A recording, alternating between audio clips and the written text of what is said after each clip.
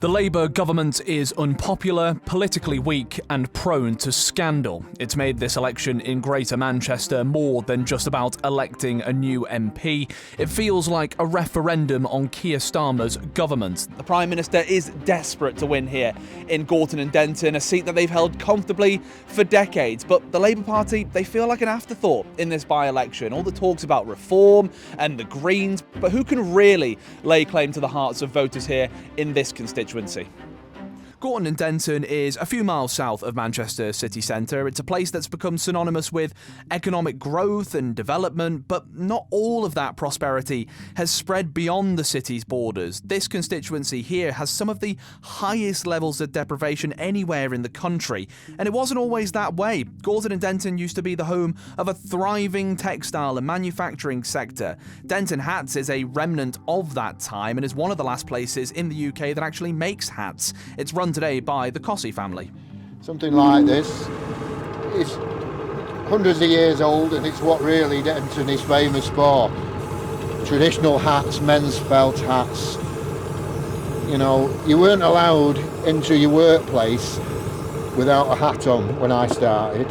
And while business is doing well, this by-election hasn't left the Cosseys with much optimism about the future of the constituency. We just need, I think, somebody who's going to put their arms around Gorton and Denton and say, I'm going to look after you, I'm going to make this place better, rather than tell us what the other people are going to do. And don't vote for them for that reason. Just concentrate on what you're going to do. I'm not sure about the pink one. I don't know if that's... I don't know. I think we're not a bad couple. That's actually it's quite well, that. I think the band, no. I think, yeah. I think Denton, walking around with that on, I think you'd get a bit more response from people, wouldn't you? I'll go back to it. That's what's been disappointing about this from all parties. I haven't heard, well, what's best for Denton? What's best for Gorton?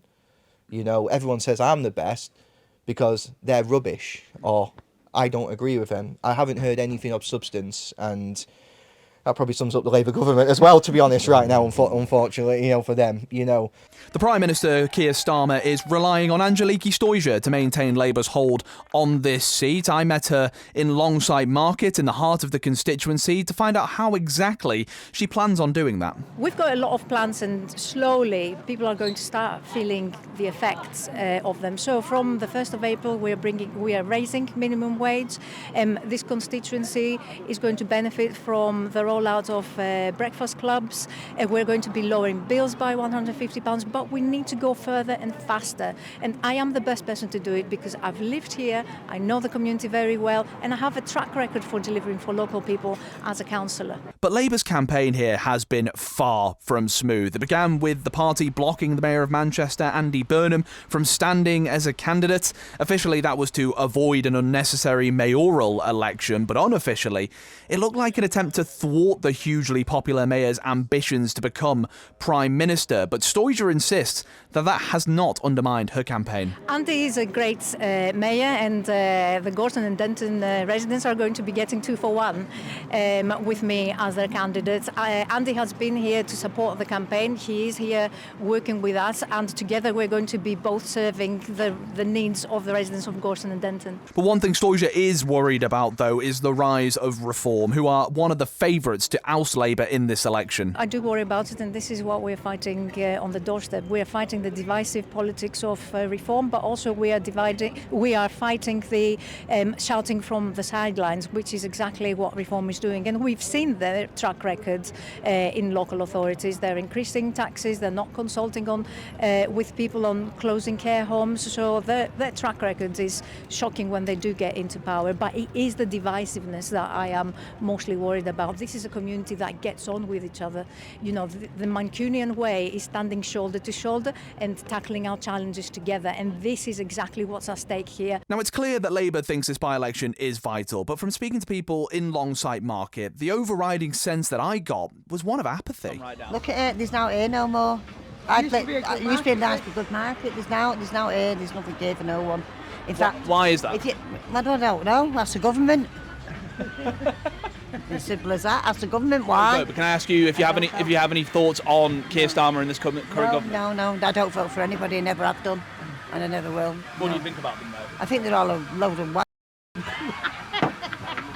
to be honest with you. You're lucky we're not live. Can I ask you if you have any opinion on Nigel Farage and reform? What do you think about them?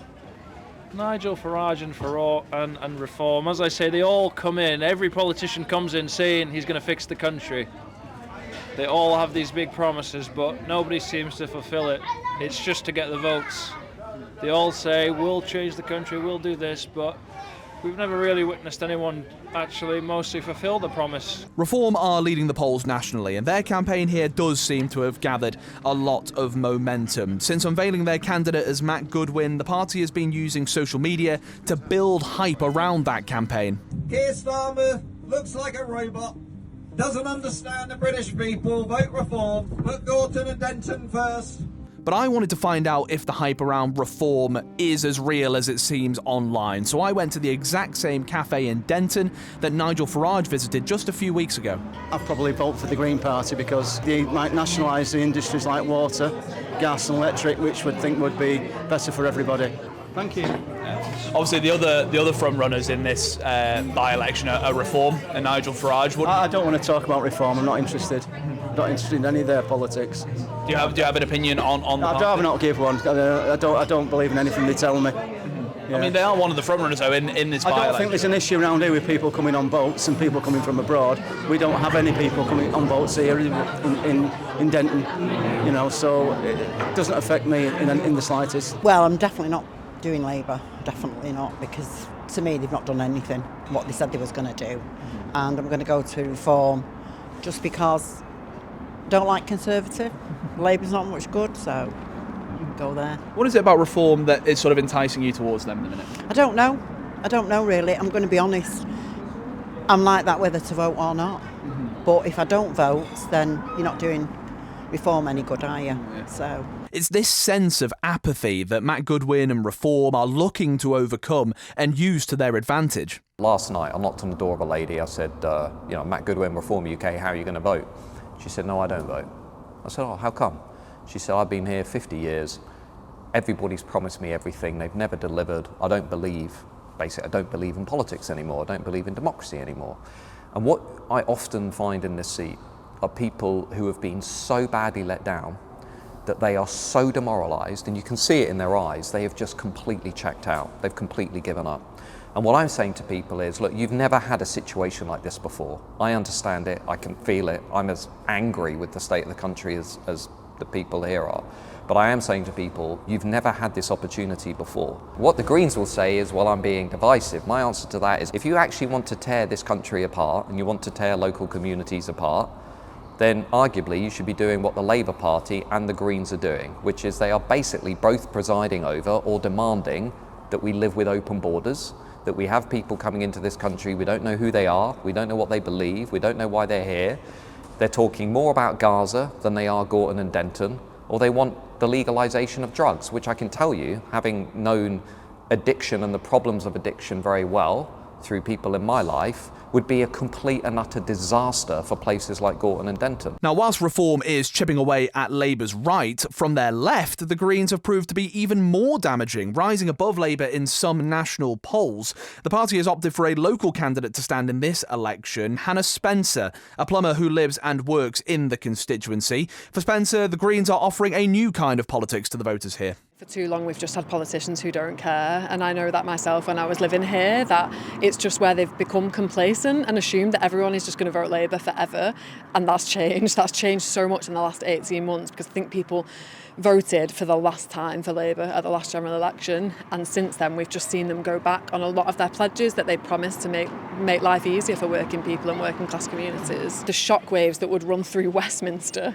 of a working class plumber sitting on those benches and talking about the experience that so many of us have in our communities that isn't being listened to, it will shake things up, and it will show that there is a space for us here in politics and that we should have a seat at the table. That Labour are out of the race, and there's nothing they could do in these few weeks that will turn that around. Why do you think that is, though? You know, when there's been such Labour heartlands for so long, that they're just out of this? Because people's trust has been abused. Like, people feel let down, and they were told last time, like, you know, vote tactically to keep the Conservatives out. But actually, there's not really been much change since Conservative austerity and Labour austerity. And people aren't stupid. People are seeing that, and they're feeling it. They're feeling the effects of it, because our bills are going up and life is even harder to live now. Steve Cossey has known Labour as the only political party in town for pretty much his entire life, but he's shocked at the rapid decline of Labour's support in Denton. I never thought I'd see the day this wasn't a Labour place. It's just absolutely, it's absolutely ludicrous, really, to think that the Greens are going to win when perhaps, I don't know, any Green voters from the last election. It could go either way, to be honest, I think. Unfortunately, I don't think Labour will win, and unfortunately, I don't think I'll probably vote for Labour, because they haven't given me a reason to, but perhaps the other two haven't either, to be honest. So, Do you know in Victorian times, the taller your crown, the more important you see? Oh yeah, it was like a more head in society. it was like a higher society thing, wasn't it? So it's like, that's why. So can you stretch the heads out? Is that a possibility? Could we make this taller? You can't go that way with them, no. Shame. But Now, before I left Gorton and Denton, I had to pay a visit to somewhere that once would have held pride of place in the constituency, but now it's simply a relic. Well, this is the old Labour Club here in the heart of Denton. It's permanently closed, and could that be representative of something more broadly that we're seeing throughout the constituency? We're yet to see a single Vote Labour sign in any shop window or in any house that we've come across, and from speaking to people in the streets, it's pretty clear that this is a two-horse race between Reform and the Greens. But on the flip side of that, there doesn't seem to be a great deal of love for either of those parties either. And is that the central problem for Sir Keir Starmer's government? They're forcing people into the arms of these other parties, not because they love these other parties, but simply because people in these old Labour heartlands simply don't recognise the Labour Party anymore.